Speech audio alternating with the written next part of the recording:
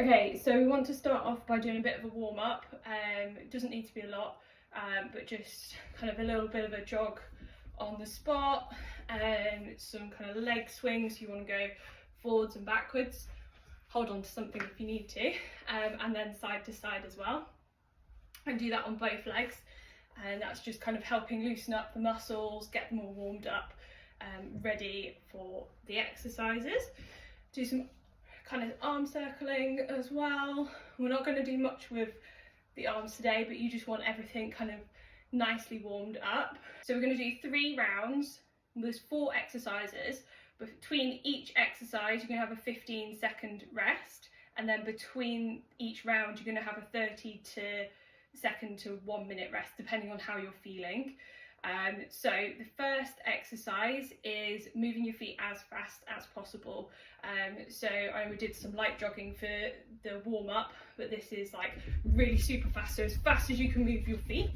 If you want to get a little bit more advanced, then you can start moving in different directions. So I kind of go forwards, back, side to side, and diagonally in each direction, but you've only got 30 seconds. So it's literally doing that as fast as possible. So what I mean by kind of going diagonally is on the spot, and then you go forwards, backwards, side to side, like that. It's really badly demonstrated, but that's just because we're going to be changing directions with fast feet when we're running an agility course. So the next one is glute bridges. So you want to be laying on the floor, and you want your legs, I'm not sure how well I'm going to end up with my head in a water bowl in a second. So you want your feet to be here, and then lay back, hands on the floor, and then you're pushing up, and you want to really engage your glutes as you're doing it. So just do that and focus on form as much as possible rather than speed on that one. The next one is side squats, or side step squats, sorry. So you want to start off in a slight bend in your knees, and as you go to the side you're doing a deeper squat, and then back to the middle, other side, deeper squat, back to the middle, and that's going to engage your muscles at the side here and your glutes as well. I know some of you might not be able to do it for your knees, in which case then just start with kind of a slight squat to start with. Do what you can. If it helps, put like cushions up on like a chair or something, and then squat back into the chair so you've got something to kind of support your bum as you go down. And then the final one is plank shoulder taps. So this is probably the most advanced one to start with. So you want to come down in a plank.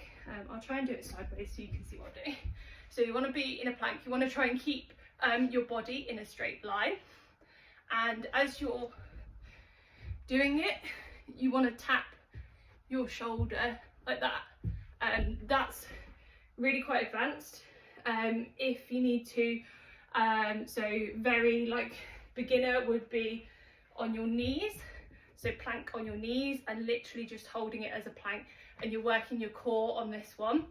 And then if you want to make it slightly more advanced, add the shoulder taps, and that's still working your core but a little bit more of your kind of oblique core.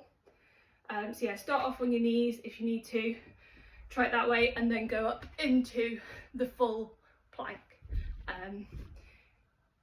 If you need to as well, it might be a bit easier if you did it on something, so as a higher surface.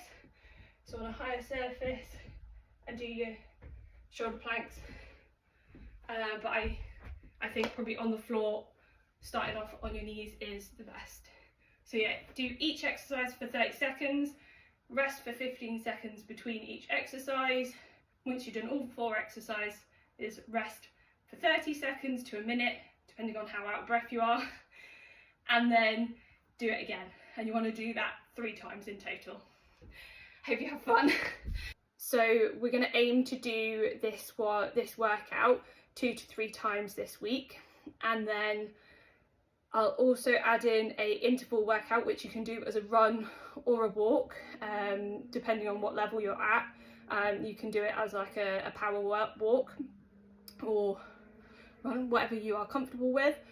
And that is optional, but obviously if you can do it, it will help, or it will improve your overall progress. So yeah, any questions, obviously put it in the